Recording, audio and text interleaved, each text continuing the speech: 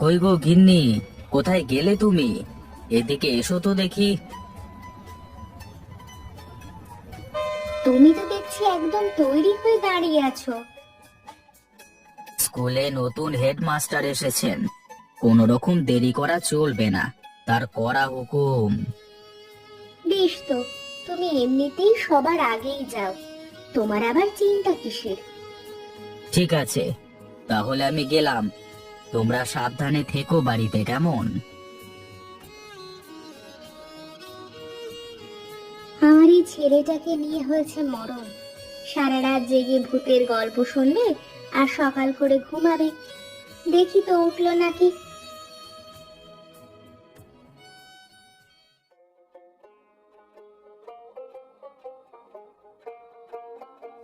ছোটন, ওঠ বাবা, অনেক বেলা হয়ে গেছে, পড়তে যেতে হবে না? বলি পড়তে যাওয়া লাগবে না তোমার? তোমাকে বলেছি না যে বুধবার আমার পড়া বন্ধ থাকে। ভাবলাম আজ একটু বেশি করে ঘুমাবো, তোমার জন্য ঘুমটাও হলো না। চত্ব সব। আমার তো মনেই ছিল না যে আজ বুধবার। ভালোই হয়েছে উঠে পড়েছিস।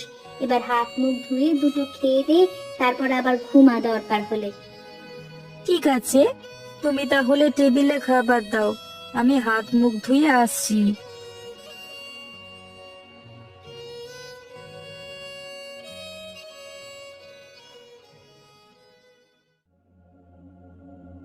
ছোটন বেসিনের সামনে দাঁড়িয়ে হাত মুখ ধুতে থাকে। হঠাৎ করে ছোটন আয়নার দিকে তাকাতেই ছোটন আয়নায় নিজের জায়গায় একটি কুৎসিত চেহারা দেখতে পায়। বেসিন দিয়ে যে পানি পড়ছিল তা ছিল রক্তের মতো লাল। ছোটন ভয়ে তাড়াতাড়ি করে খাবার টেবিলে চলে যায়।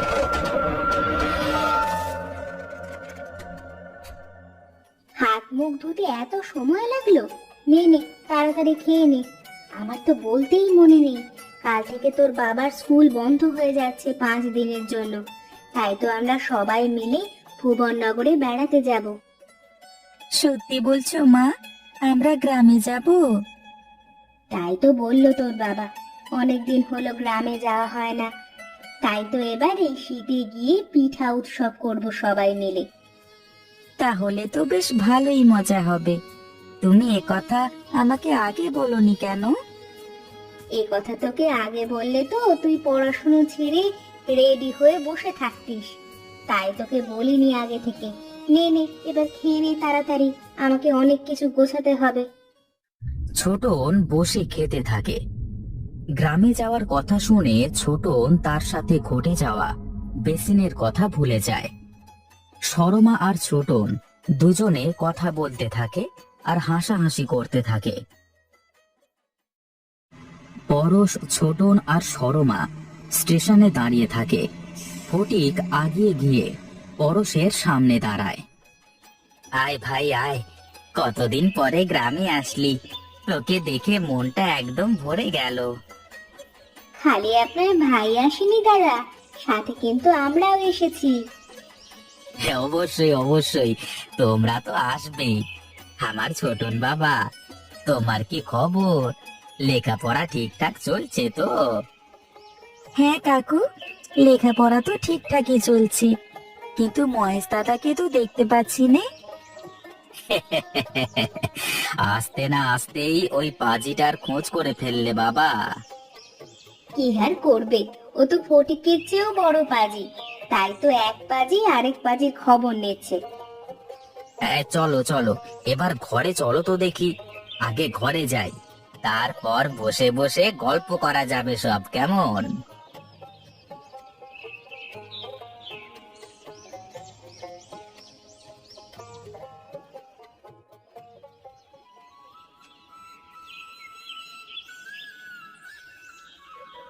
কই গো গিন্নি, দেখো দেখো কারা এসেছে। কতদিন পরে দেখা, সেই যে অনুষ্ঠান থেকে গেলে আর এখন মনে পড়লো আমাদের কথা। আসলে বৌদি হয়েছে কি, আপনার ঠাকুর পড়তো স্কুল আর এদিকে ছোটনের পড়াশুনো। আমার তো বাড়ি থেকে বের হওয়ারই ফুরসত নেই। তা বললে কি হয়? তুমিও কেমন ঠাকুরপো বলো তো? আরে আমি আবার কি করলাম?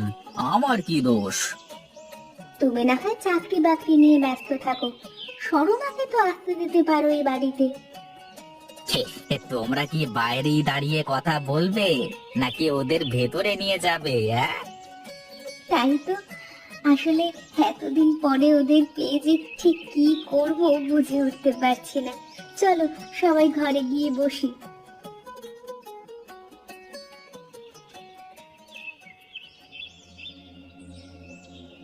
তারপর তারপর কি হলো? তারপর তো আমার আর কিছুই মনে নেই দাদা, তবে আমি কিন্তু অনেক ভয় পেয়েছিলাম। আরে তুই খামোকাই ভয় পাচ্ছিস, ভূত টুত বলে কিছুই হয় না, ওসব মনের ভুল। তুমি না দেখলে বিশ্বাস করবে না দাদা, আমি সত্যি বলছি। আচ্ছা, এবার যখন তুই ভূত দেখবি আমাকে ডাক দিবি, আমিও ভূত দেখতে চাই তোর সাথে।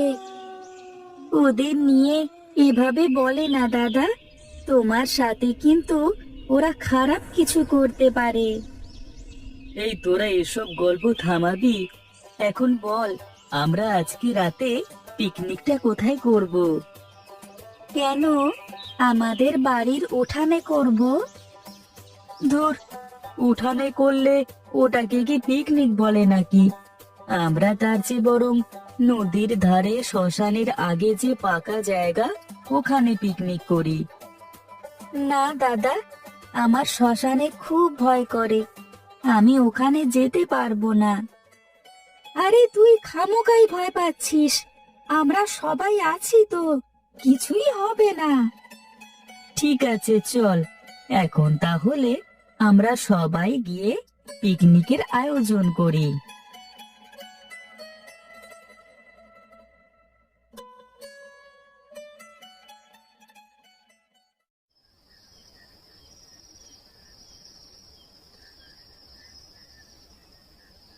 মহেশ, ভোলা, ছোটন আর কিছু লোক মিলে শ্মশানের কাছে পিকনিক করতে থাকে।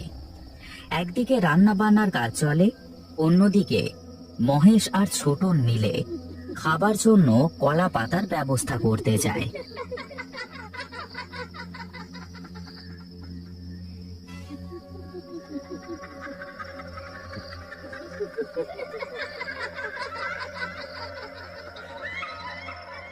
দাদা, আমার না খুব ভয় করছে, মনে হচ্ছে পেছন পেছন কেউ হাঁটছে। আরে না না, ও তোর মনের ভুল, আয় তো আমার সাথে।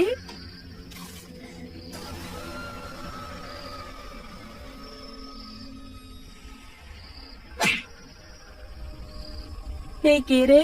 কে ওখানে? বেরিয়ে আয় বলছি। তোমাকে আগেই বলেছিলাম দাদা, আমার কথা শুনলে না তো। আমি আগেই জানতাম শ্মশানে খারাপ আত্মারা থাকে। এই তুই থাম তো, তোর যদি এতই ভয় করে তাহলে তুই চলে যা। না দাদা, আমি একা একা কোথাও যেতে পারবো না, তোমার সাথেই থাকবো। বেশ, তাহলে চুপচাপ চল আমার সাথে।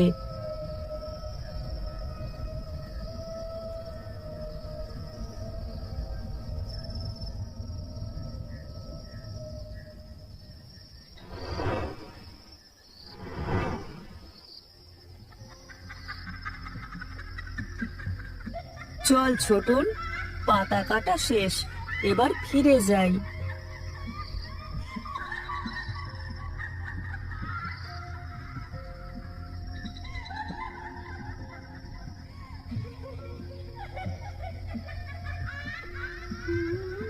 মহেশ আর ছোটন পাতা নিয়ে ফিরে যাবার সময় দেখে শ্মশানের বটগাছে কে যেন বসে আছে, নিচে মাটি অব্দি পা ঝুলে আছে। ছোটন আর মহেশ দুজনই অজ্ঞান হয়ে মাটিতে পড়ে যায়। অনেকক্ষণ মহেশ আর ছোটনের কোনো খোঁজ না পেয়ে ভোলা মহেশ আর ছোটনকে খুঁজতে বের হয়।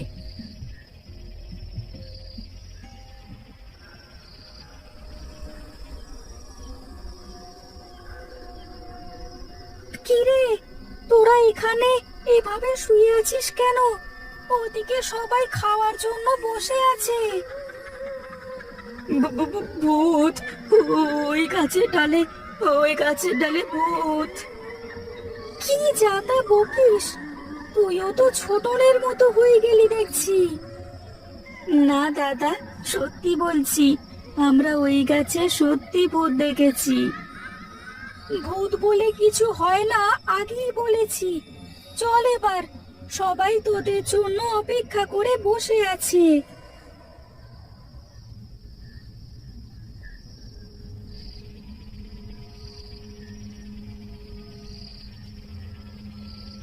সবাই মিলে বসে কলা পাতায় খাবার খেতে থাকে। খাবার খাওয়া শেষ করে সবাই বাড়ি যাওয়ার জন্য রেডি হয়।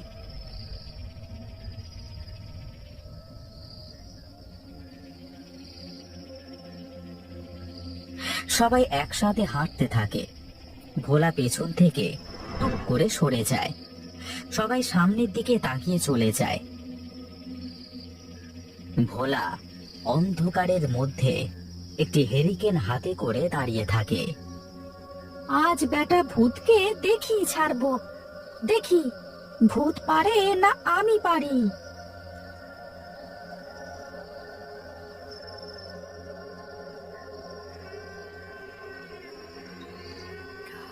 কই, কোথায়?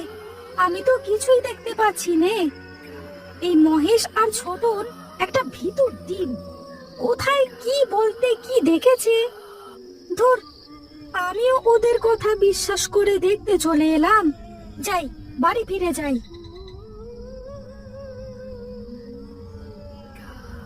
গাছের উপর থেকে একটা কালো হাত এসে ভোলাকে জড়িয়ে ধরে গাছের উপরে তুলে নিয়ে যায়। বাবারে, বাঁচাও, বাঁচাও বাবারে, ওরে বাবা! মহেশ আর ছোটন উঠানে দাঁড়িয়ে থাকে। ভোলা ঢুলতে ঢুলতে উঠানে এসে দাঁড়ায়। ভোলার চোখ দুটো লাল টুকটুকে হয়ে থাকে। মহেশ আর ছোটন ভোলার চোখের দিকে তাকিয়ে ভয় পেয়ে যায়। কি রে ভোলা, কোথায় ছিলি তুই? সারা রাত বুঝি ঘুমাসনি? চোখ দুটো কেমন লাল হয়ে আছে। এই কি করছিস ভোলা? ছাড়, আমাকে ছাড় বলছি, আমার লাগছে তো। ওর বাবা রে! ছেড়ে দেব তোকে? তোকে ছেড়ে দেব আমি? তুই তুই আমার ঘুম নষ্ট করেছিস, আর তোকে আমি ছেড়ে দেব?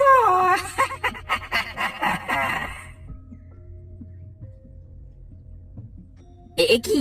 ছাড় ভোলা, ছাড় বলছি, মহেশকে ছাড়।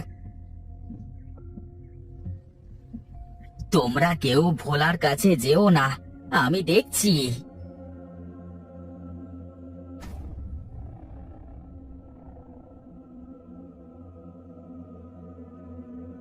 ফটিক ঘরের ভেতর থেকে শুকনো মরিচ এনে ভোলার নাকের কাছে ধরতেই ভোলা মহেশকে ছেড়ে দেয়। মহেশ মাটিতে পড়ে যায়। মরিচের ঝাঁঝে ভোলা অজ্ঞান হয়ে মাটিতে পড়ে যায়। তোমরা সবাই মহেশকে ভেতরে নিয়ে যাও। ভোলার উপর শয়তান আত্মা ভর করেছে। তোমরা ভোলার দিকে খেয়াল রেখো। আমি তান্ত্রিক মশাইকে ডেকে আনি।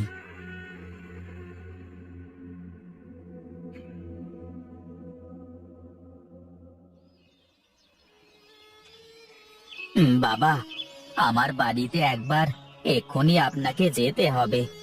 ভোলার উপর দুষ্ট আত্মা ভর করেছে। যেভাবেই হোক ওকে তাড়াতে হবে, তা না হলে সর্বনাশ হয়ে যাবে বাবা। বুম ভোলে, বুম বুম ভোলে। আমি সব জানি। কাল রাতে ওরা যা করেছে তারই ফল এটা।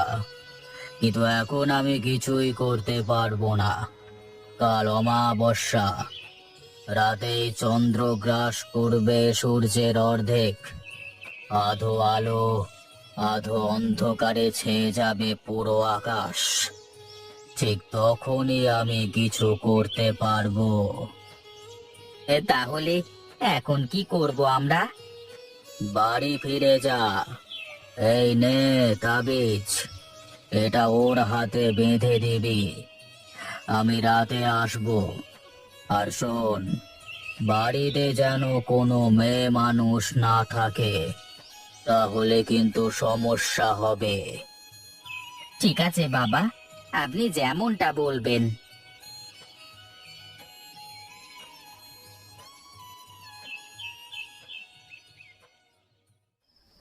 চন্দ্রগ্রহণে আকাশ আলোকিত হয়ে থাকে।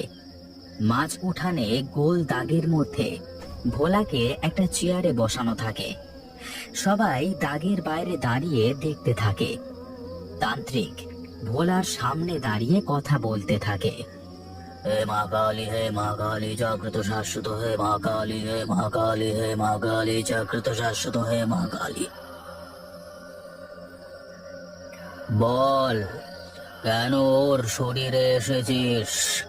কি চাস তুই? আমি আমি রক্ত চাই, প্রতিশোধ চাই, জীবন চাই আমি ওর।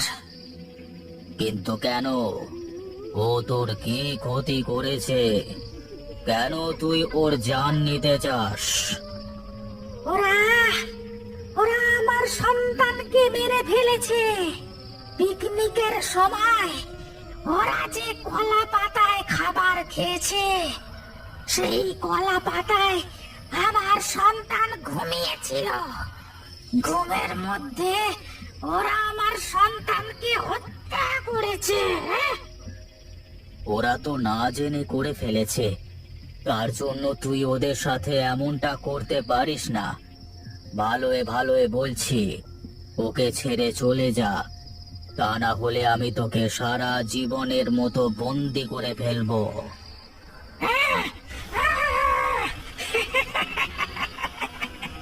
তুই আমার কিচ্ছু করতে পারবি না তান্ত্রিক, আমি তোকেও ছাড়বো না।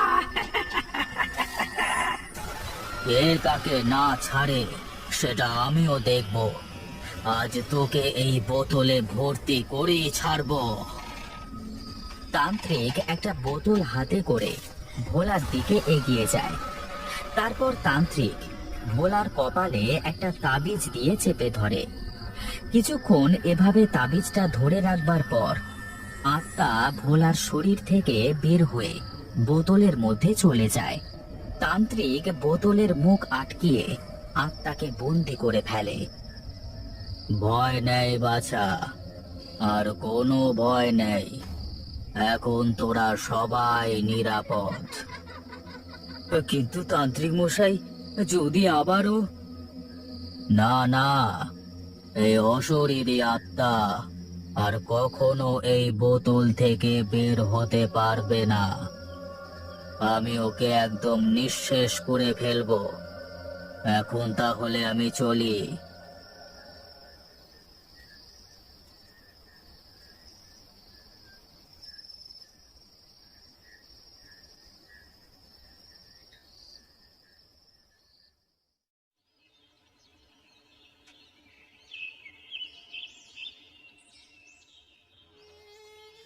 আবার আসিস ছোটন, এবার আসলে কিন্তু আমরা অনেক মজা করব। আর ওসব ভূতের কথা মথা ভুলে যা। আমি আর জীবনে গ্রামে আসবো না দাদা। আর যদিও আসি, কোনোদিন শীতের রাতে পিকনিক করব না তোমাদের সাথে। কেন রে, আমাদের কি কিছু হয়েছে? তুই খালি খালি ভয় পাচ্ছিস। না দাদা, আমি জানি ভোলাদার ওখানে আমি থাকলে আমি সত্যি মারা যেতাম। আমি আর কোনোদিন এই শীতের ছুটিতে গ্রামে আসবো না। আর পিকনিক তো দূরের কথা। ঠিক আছে, এবার থেকে আর রাতে পিকনিক করব না। তুই আসলে এবার থেকে আমরা দিনের বেলাতেই পিকনিক করব।